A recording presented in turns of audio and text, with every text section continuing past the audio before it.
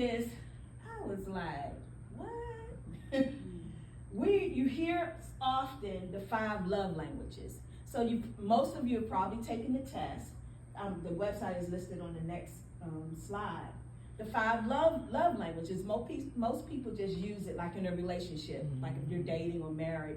So you can tell your spouse, look, tell your spouse, well, my love language is affirmation, so you need to do this or you need to do that. But I want you to change your mind and look at them in a biblical way.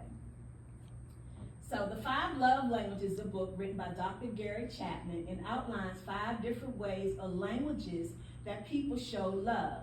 These 5 different expressions of love are words of affirmation.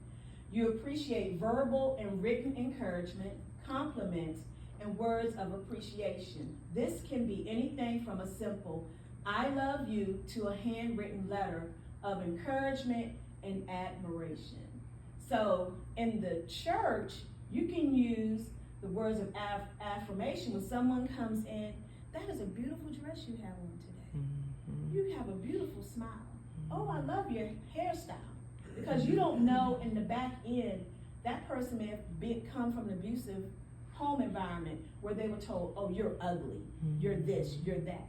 And they're coming into you and you're giving them words of affirmation. Physical touch. Physical touch is often misunderstood. People may assume that physical touch is just about sex, but physical touch is much more than that. If your love language is physical touch, you appreciate physical affection throughout the day. Whether that's holding hands or hugging, you like to show your affection through small physical connections. Physical touch, when I did the test, that was my priority love language. I'm a hugger. I love hugging people. I work the altar call. So that's part of, that person is pouring out their heart to God. That's one of the most important steps they can take is coming up to the altar. And when they're, being delivered, don't just have them walk back to their seat. You should embrace them and hug them. Even sit with them, through that. Acts of service. Acts of service is primarily about going out of your way to serve, help, or take care of someone's needs and responsibilities.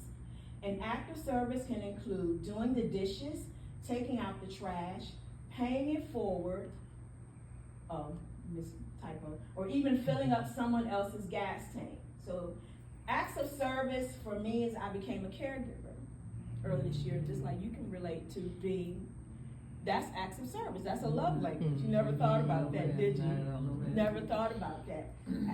You're going out of your way to serve. Caregiving is serving. Caregiving is helping or taking care of someone's needs and responsibilities. In the church, someone may have an armor bearer or adjutant. That's an act of service. Gifts. This did not show up in my